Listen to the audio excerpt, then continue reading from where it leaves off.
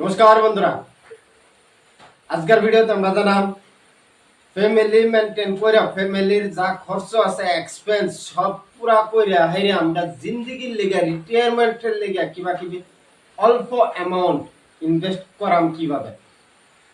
ঠিক আছে, আমি দেখছি আমার জিন্দগির মধ্যে দেখছি আমি বাহিরে দেশে বিদেশে অনেক সময় রয়েছি, আমি লম্বা সময় রয়েছি।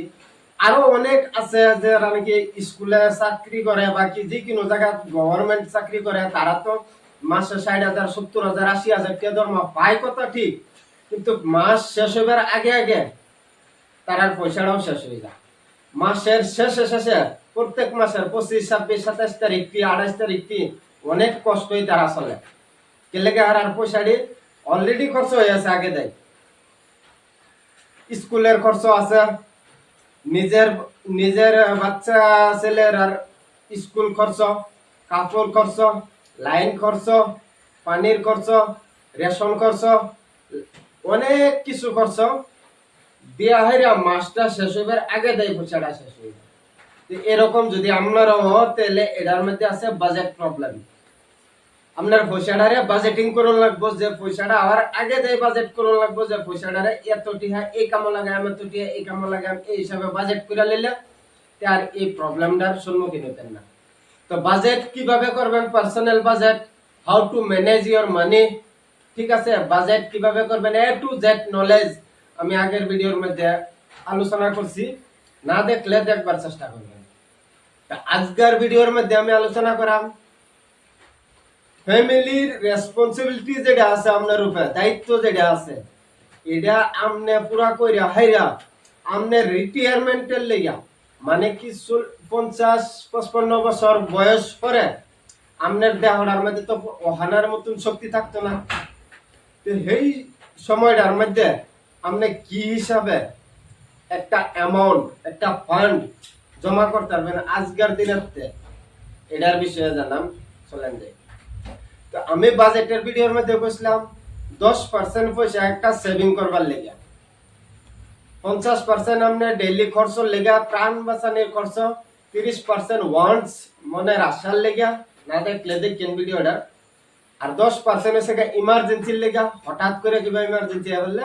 লাস্টে 10% রাখছিলাম ইনভেস্টমেন্টের লেগে, রিটায়ারমেন্টের লেগে। ঠিক আছে, তো রিটায়ারমেন্টের পয়সাটা 1000 করে যদি আমরা রাখি, তো কতটুকু কইব চলেন জায়গা দেখি, স্ক্রিনের মধ্যে যাই।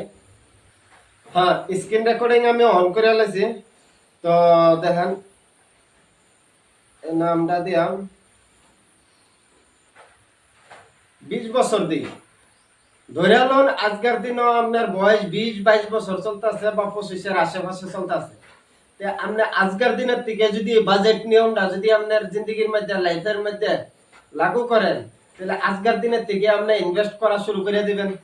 বাজেটিং এর নিয়ম কি, 50% খরচ করা, 30% মনের আশার লেগে, 10% ইমার্জেন্সির লেগে, আর 10% ইনভেস্টমেন্টের লেগে, রিটায়ারমেন্টের লেগে। ঠিক আছে, তো আজকের দিনের থেকে আপনি চালু করে দিবেন।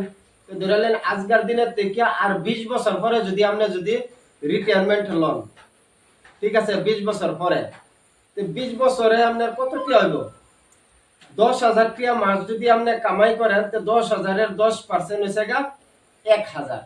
তো মাসে যদি 1,000 টাকা আপনি ইনভেস্ট করেন রিটায়ারমেন্টের লেগা, তো চলেন জায়গা দেখি কি গো। স্ক্রিনে এলাম,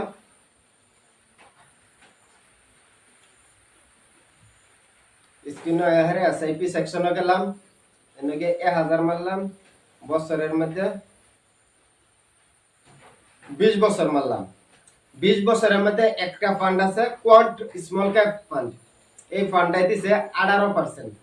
ঠিক আছে, তো 20 বছর আগে আরো যতগুলা ফান্ড আছে, আরো অনেক ব্যাংকের অনেক ফান্ড আছে, সেই ফান্ডে 20 বছর আগে হেরা কাম করছে না, স্টক মার্কেটে বা মিউচুয়াল ফান্ডে বিজনেস করছে না।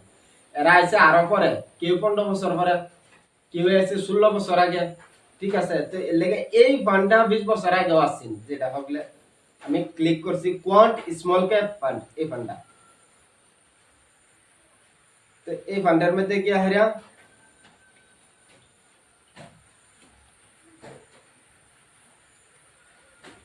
18% দিছে। ঠিক আছে, তা ডাইরেক্ট আমরা হিসাব করে 18% করে আইরা